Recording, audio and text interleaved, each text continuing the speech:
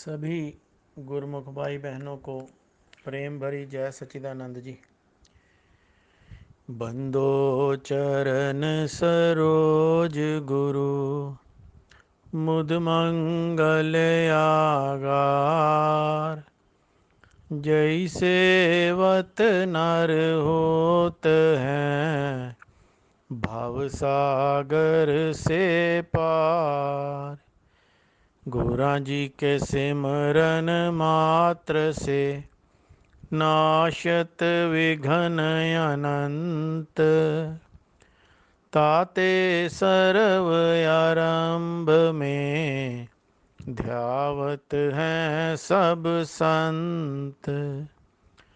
ताते सर्व आरंभ में ध्यावत हैं सब संत। बोलो जयकारा बोल मेरे श्री गुरु महाराज की जय। सदगुरुदेव जब भी कभी किसी प्रकार की लीला करते हैं तो उसमें भी कोई रहस्य छुपा होता है, कोई हमारे लिए रास्ता होता है अपनी भक्ति को और दृढ़ करने का और अपने मुकाम को जल्द से जल्द हासिल करने का।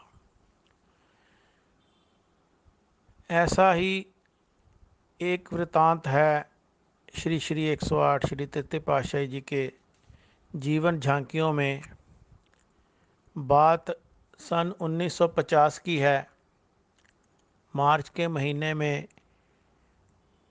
मौज उठी कि कहीं पर कोई ऐसा एकांत शांतमय स्थान हो जहाँ पर प्रभु से एकाकार करने में आसानी हो, संसार की कोई भी विघ्न बाधा ना हो। मुरादाबाद और काशीपुर के मध्य में सदगुरुदेव वहाँ पर पधारे और वहाँ पर एक गांव में एक स्थान पर जब सदगुरुदेव पहुँचे तो वो स्थान एक घना जंगल था, जो कि सदगुरुदेव की उस पर निगाह पड़ी और झट से जो महात्मा जन साथ में थे उनको ये हुक्म दिया कि इस स्थान को खरीदना है। यहाँ पर हम एकांत में भजन अभ्यास करेंगे, ये उचित स्थान है। इसमें भी संदेश है कि स्वयं भगवान भी जब इस धरा पर मानुष के रूप में आते हैं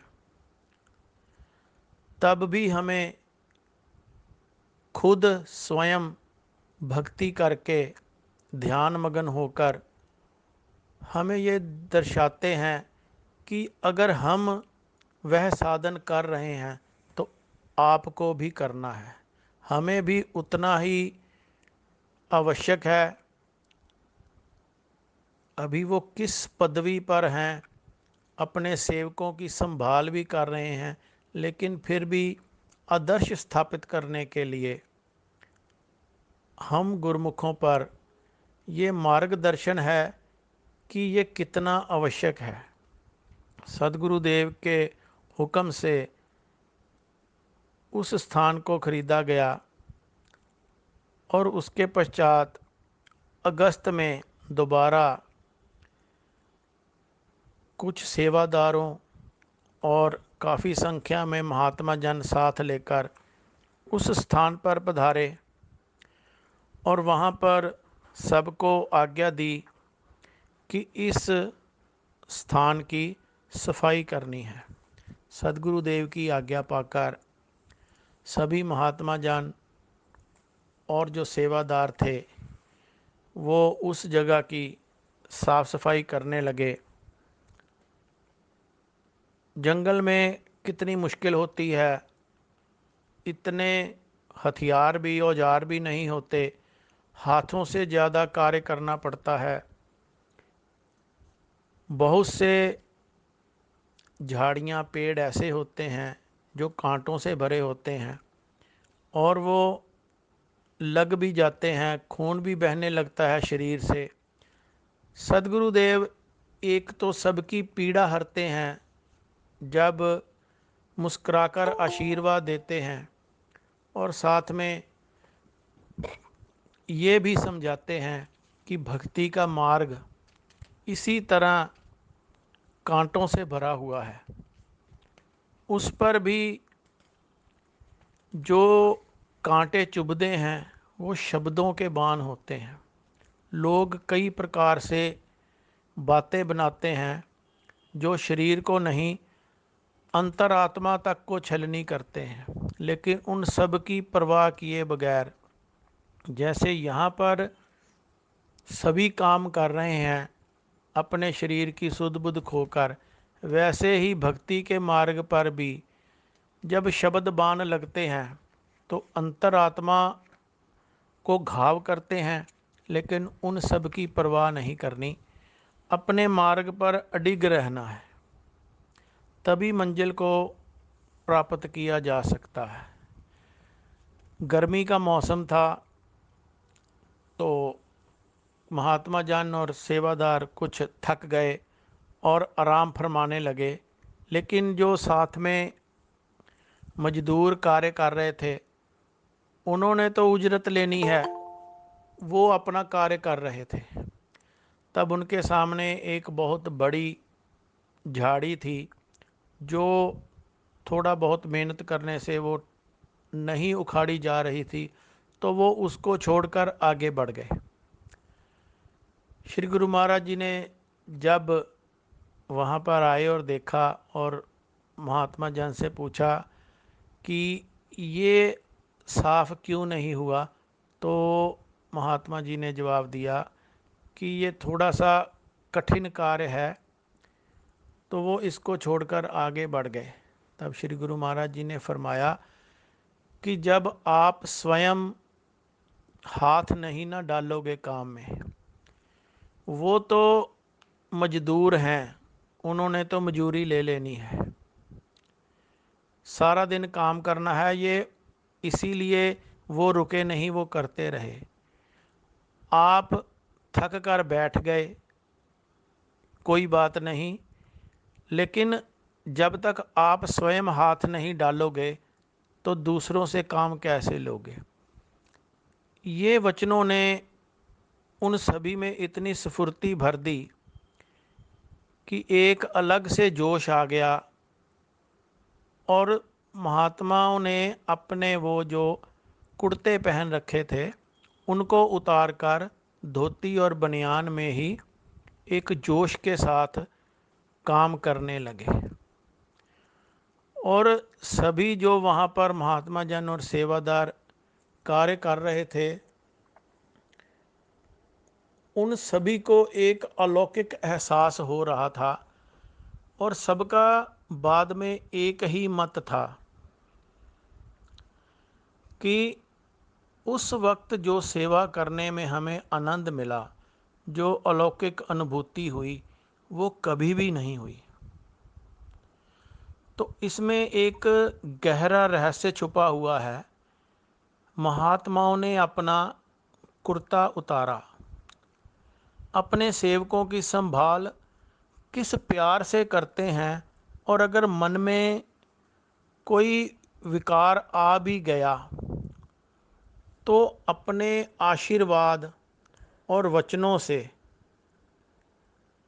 उनके अंदर जो एक आलस्य था उसको भगाया, और साथ में ये भी दर्शाया कि ये परमार्थ का कार्य है, भक्ति का कार्य है। ये जो सेवा है जो हम करते हैं उसका जो फल है वो मेरे लिए है। जितनी मैं सेवा करूँगा उसका फल किसी और के लिए नहीं है, वो केवल मेरे लिए है। लेकिन वहाँ पर सतगुरुदेव तो जानी जान है, उन्होंने सब कुछ अंतर मन पढ़ लिया और उसको दूर किया अपने आशीर्वाद से। उन सभी में नया जोश भरा और वो कार्य इतनी शीघ्रता से संपन्न हुआ कि वो सभी महात्मा जन और सेवादार बहुत ही हैरान थे कि क्या ये हम ही ने सब कुछ कर दिया है। तो सदगुरुदेव सारा कार्य स्वयं करते हैं। हमारे अंदर के विकारों को या किसी भी प्रकार का कोई विचार अंतर मन में भक्ति या परमार्थ के पथ पर रोड़ा बनकर उत्पन्न होता है, उसको भी दूर करते हैं। पहले भी एक बार यह लीला मैं आपके साथ शेयर कर चुका हूँ कि जब आनंद प्रयाग सरोवर बनाने की सेवा चल रही थी, तब सभी लोग सेवा में लगे हुए थे, मिट्टी उठाने का कार्य और पत्थरों को दूसरी तरफ ले जाने की सेवा चल रही थी। तो एक बड़ा सा पत्थर था जो कितने ही भक्तजन मिलकर उसको जोर लगा रहे थे, जयकारे लगा लगा कर जोर लगा रहे थे, लेकिन वो पत्थर टस से मस नहीं हो रहा था। तो हमारे एक गुरु भाई हैं, वो भी वहाँ पर थे, मदन लाल जी। अवस्था तो उनकी ऐसी नहीं थी कि वो इस सेवा में भाग लें, वो वहाँ पर बैठे थे। तभी श्री गुरु महाराज जी की कार वहाँ पर आ गई तो सभी ने हाथ जोड़कर जयकारे लगाए। सदगुरुदेव ने अपने हाथों से, अपने कर कमलों से सबको प्रसाद दिया और साथ ही गाड़ी में चाय की केटल रखी हुई थी। महात्मा जी ने सबको चाय पिलाई और वो ब्रेड पकौड़े का प्रसाद था वो सबको दिया। सब ने प्रसाद लिया और वहाँ पर ग्रहण किया। तब सदगुरुदेव मुस्कुराकर पूछते हैं कि कैसा चल रहा है। तो एक भगत जान जी विनय करते हैं कि स्वामी जी ये बड़ा सा पत्थर ले जाने की कोशिश कर रहे हैं लेकिन जा नहीं रहा। गुरु महाराज जी मुस्कुराकर आशीर्वाद देते हैं। जब सब ने प्रसाद ग्रहण कर लिया तो इशारा किया कि चलो अब करो सेवा। अब वो पत्थर ऐसे लुढ़क रहा था जैसे कि उसका कोई भार ही ना हो और सभी ज़ोर ज़ोर से जयकारे लगाने लगे। तो वो जो भगत जी वहाँ पर बैठे थे, मदन लाल जी, उनसे रहा ना गया। वो हाथ जोड़कर सदगुरुदेव के समीप आए और सदगुरुदेव से हाथ जोड़कर पूछते हैं कि मैं भी यहाँ पर बैठा था, कितनी देर से ये सभी जोर लगा रहे थे, ये पत्थर तो हिल भी नहीं रहा था। अब आपने आशीर्वाद दिया और आपके इशारे से ही वो पत्थर ऐसे ले जा रहे हैं कि जैसे उसका कोई भार ही ना हो। तो गुरुदेव मुस्कुराकर जवाब देते हैं, ओ भुखे सन, करते सब कुछ आप हैं लेकिन सेवक को ही आगे मान देते हैं। गुरुदेव फरमाते हैं उनको भूख लगी थी, अब उन्होंने चाय पी ली है, प्रसाद खा लिया है, अब उनमें जान आ गई है। तो सारा कार्य तो स्वयमेव करते हैं, हमारा तो केवल नाम होता है और हमसे वो सेवा का कार्य लेते हैं। एक सदगुरुदेव ही, परमहंस दयाल जी तो ऐसे हैं जो कार्य स्वयं करते हैं, हाथ हमारे चलते हैं, कार्य वो करते हैं, फल हमें मिलता है। कई भजनों में ये भी हम सुनते हैं ना, कमाई वो करते हैं खाते हम हैं।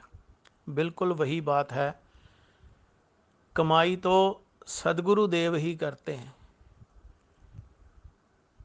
हम कई बार ये सोचते हैं, जैसे आनंदपुर में हैं तो वहाँ से थोड़ी दूरी पर शांतपुर चक है। कई बार सदगुरुदेव वहाँ पर चले जाते हैं शांतपुर में, तो सभी कहते हैं कि वहाँ पर विश्राम करने के लिए गए हैं। सदगुरुदेव विश्राम कहाँ करते हैं? ऐसे ही जैसे त्यौहार आते हैं तो जो वहाँ के स्थायी निवासी हैं वो कितना भाग भाग के काम करते हैं। लाखों की संख्या में श्रद्धालु आते हैं, उन सभी के लिए रहने का, खाने का सारा इंतजाम वो करते हैं। तो ऐसे ही हर त्यौहार पे होता है। त्यौहार के बाद सदगुरुदेव कहीं और जाने का प्रोग्राम बना लेते हैं। ऐसे ही जब एक बार श्री पंचम पातशाह जी महाराज त्यौहार की समाप्ति के बाद दूसरी ओर जाने का प्रोग्राम बनाया, तो सभी ने इकट्ठे होकर बेनती की, किस हे प्रभु, कुछ दिन तो अब हमारे पास रहो। जितने दिन आप यहाँ रहे हम तो त्योहारों में ही उलझे रहते हैं, लेकिन हमारे लिए समय नहीं होता। हम थोड़ा अपने आप में ये महसूस करते हैं कि हम आपके दीदार से वंचित हो जाते हैं।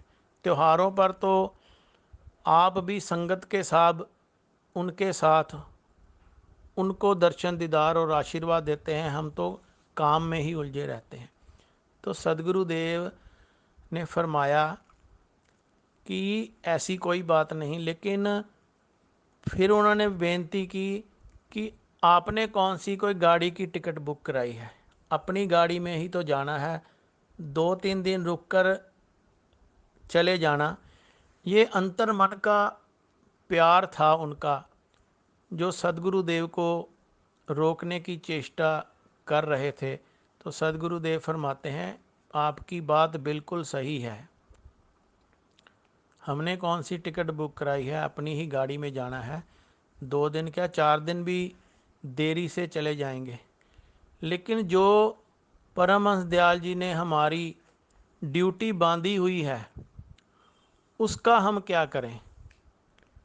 जो उन्होंने हमें सेवा सौंपी हुई है वो भी तो हमने निभानी है ना।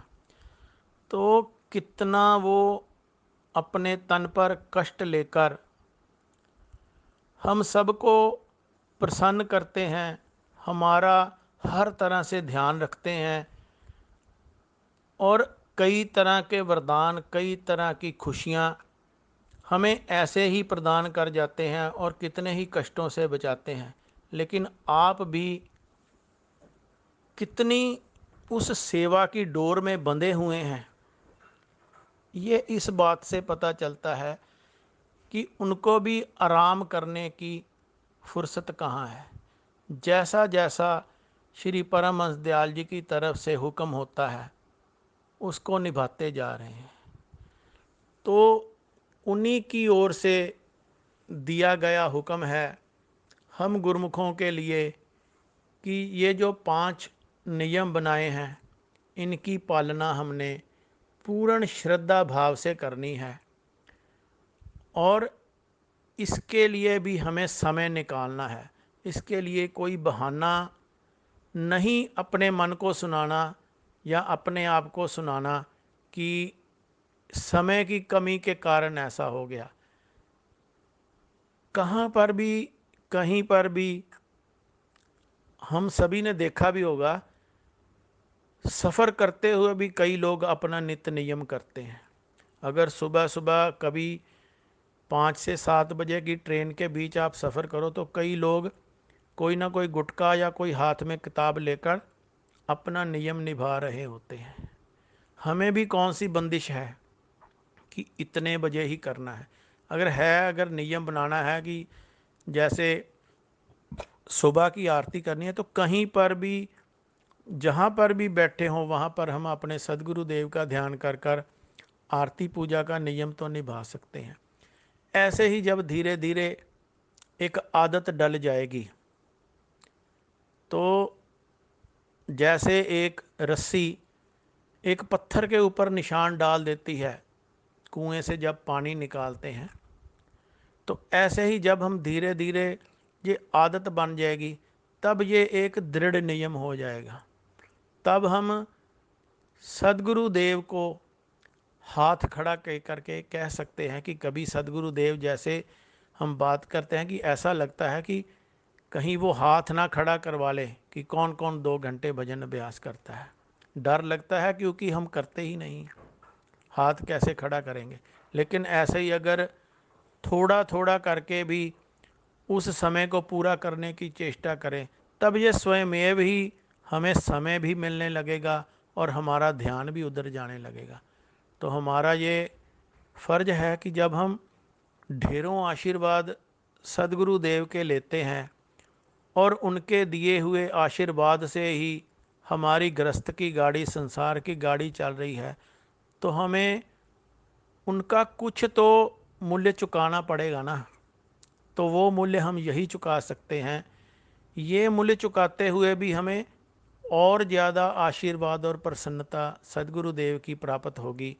तो हमारा ये कर्तव्य है कि इन 5 नियमों का पालना करें और जितना अधिक से अधिक समय मिले, जैसा कि श्री हजूर गुरु महाराज जी का आदेश है भजन अभ्यास करने का, और उसको बार बार जोर डालकर हमें बताते भी हैं कि ये ज़रूर करना है, तो हम भी अपने मन में उसी दबाव के साथ काम करें कि हमने भी ये भजन अभ्यास ज़रूर करना है, ज़रूर करना है।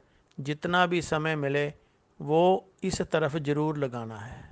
बोलो जयकारा, बोल मेरे श्री गुरु महाराज की जय।